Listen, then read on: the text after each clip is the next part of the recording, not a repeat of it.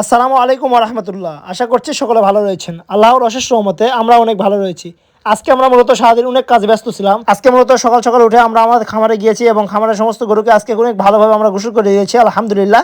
তার পাশাপাশি আজকে আমাদের পুকুরে জাল নামানো হবে, কারণ আমরা পর্যাপ্ত পরিমাণে মাছ ধরে সেগুলো বাজারজাত করবো ইনশাআল্লাহ। এবং তিনারা আসবে প্রায় 12টার দিকে, কারণ আজকে আবার জুমার দিন, তার পাশাপাশি আমাদের নামাজ পড়তে হবে। বলতে বলতে তিনারা ঠিক প্রায় 12টার দিকে চলে আসেন এবং তিনারা একটু এসে বিশ্রাম করার পর তিনারা পুকুরে নামে যান।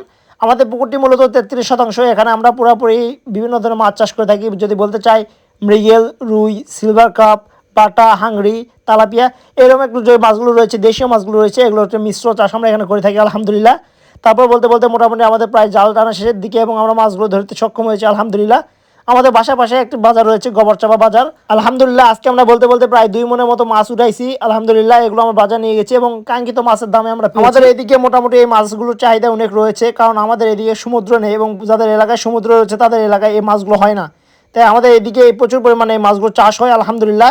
এবং আমাদের এখানে পুকুরে বড় তেমন কোনো মাছ নেই, কারণ আমরা রিসেন্টলি এখানে খুব ছোটো জাতের যে মাছগুলো রয়েছে, পোনা মাছগুলো, এগুলো ছেড়েছি এবং কিছু বড় মাছ রয়েছে সেগুলো আমরা বাজার নিয়ে গিয়েছি আলহামদুলিল্লাহ।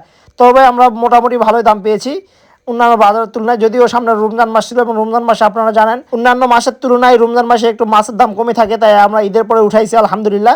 এবং বলতে বলতে মাছ নিয়ে গেছি, পাশাপাশি আমরা কিছু ময়া মাছও পেয়েছি, এগুলো আমার বাসায় খাওয়ার জন্য নিয়েছি।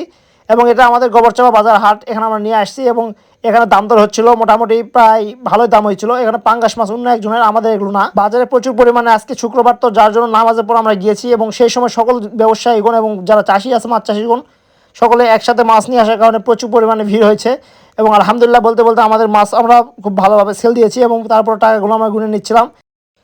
তারপর সেখানে মাছ বিক্রির কার্যক্রম শেষ করে আলহামদুলিল্লাহ আমরা চলে গিয়েছিলাম আমাদের অন্য একটি বাজারে। সেখানে গিয়ে আমরা গম, ভুট্টা এগুলো কিনেছিলাম আলহামদুলিল্লাহ, এবং তার পাশাপাশি ভুসি। আপনারা জানেন আমরা মূলত আমাদের গরু খামারে এগুলো আমরা খাওয়াই। এবং তারপর আমরা কয়েক বস্তা নেওয়ার পর আমরা বাড়ির উদ্দেশ্যে রওনা দিয়েছি আলহামদুলিল্লাহ। এবং বলতে বলতে এটা হচ্ছে আমাদের ঐতিহাসিক পাহাড়পুর। আমরা এই দিক দিয়ে আমাদের বাসায় যাই, এটা আমাদের রোড। এটা হচ্ছে সেই ঐতিহাসিক পাহাড়পুর বৌদ্ধবিহার, সোমপুর মহাবিহার নামে অনেকে চেনে। এটা হচ্ছে নওগাঁ জেলায় অবস্থিত। এটা অনেক সুন্দর একটি জায়গা এবং ঈদের সময় অনেক মানুষজন এখানে ভ্রমণ করতে আসে, যা আপনারা কিছুদিন আগে সংবাদ মাধ্যমে এবং পত্রিকায়, পাশাপাশি আমাদের পাঠ্য বই আছে। তারপর সারাদিনের সমস্ত কাজ শেষ করে বাসায় এসে দেখি আম্মা মাছ রান্না করে নিয়ে বসে আছেন।